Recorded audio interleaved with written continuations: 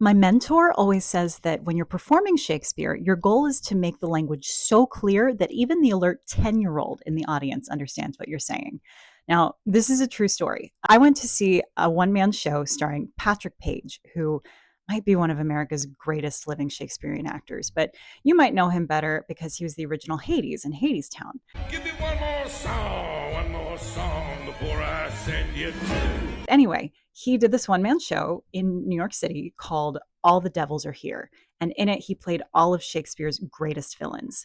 And I bought a last minute ticket to see it because one of my friends was like, Sarah, you have to see this, to like a Wednesday matinee. And I got to the theater and I looked around and I was like, oh no, because I was one of the only adults in the audience. Almost the entire theater had been bought out for a middle school group that was on a field trip. And they were a rowdy bunch, is all I'm going to say. They were, giggling and laughing and teasing and poking each other and, on their phones and all that. And I thought, oh no, this might be a long hour and a half.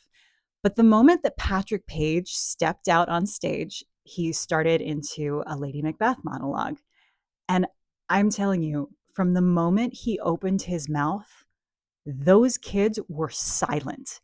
They were so enraptured, so fascinated and captivated by what this man was saying, what this man was doing on stage, that you could have heard a pin drop for the next 90 minutes.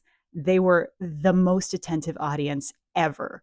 And it's just a tribute to how powerful this language can be in the hands of someone who understands what they're saying, but also knows how to use the music of the language to tell the story and make it clear.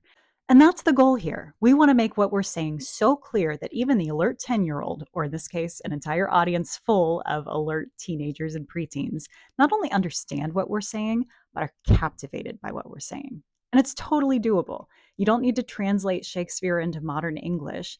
You just have to understand what you're saying and trust the language, trust Shakespeare. It's hard, it takes hard work, but once you get there, magic.